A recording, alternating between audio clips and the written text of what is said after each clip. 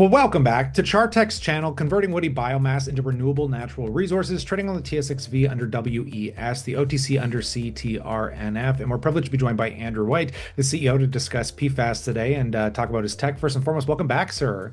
Thanks, Kyle. Always a pleasure. It was a pleasure getting some of this exciting news. And this is really specific, and I'm sure people have heard of this, but I want you to explain what PFAS, the forever chemicals, are and how your kind of this emerging technology is tackling this global issue. As you recently announced the results of your platform processing wastewater biosolids to destroy PFAS. So let's roll back. What are PFAS? Yeah, it's a great question. PFAS, polyfluorinated alkyl substance, is the technical term, but most people maybe have heard of forever chemicals. Forever chemicals or PFAS are in things like Teflon or Gore-Tex, things that are non-stick or water resistant. And the properties that make it non-stick and water resistant is also what makes it very hard to destroy. It makes it forever in the environment. And it's now becoming a highly regulated substance or family of substances because of the health impacts associated with its pervasiveness in the environment. So there's a stat that 99% of all humans on Earth have it in a detectable level in their blood.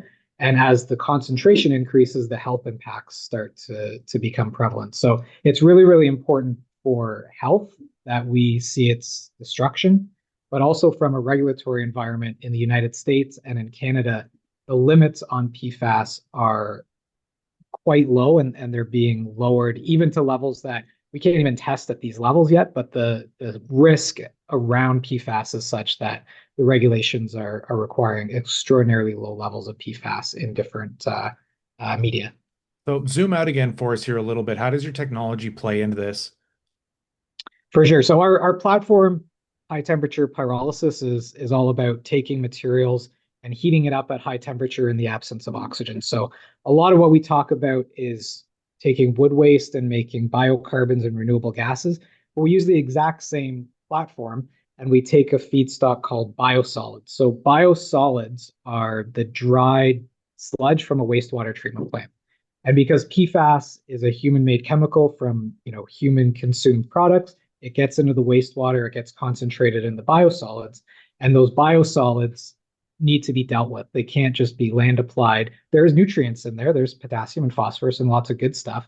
But PFAS means it's got to go to landfill, and that goes at a high price. So using high temperature pyrolysis, no oxygen in the system, we're able to increase the temperature of the PFAS 800, 900 degrees Celsius.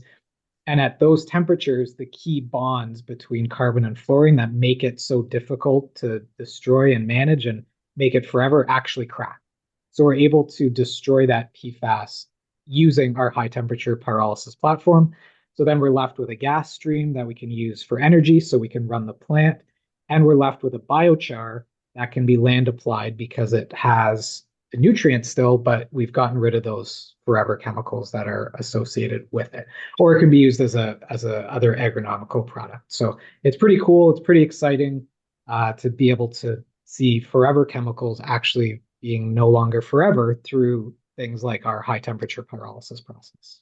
On that note, I appreciate your time today. As we pass it off to the viewers, as always, we'd love to know what you think, but consider subscribing for news catalysts that come down the wire like this. Of course, we'll bring it to you here. But on that, as always, we look forward to catching you in the next one.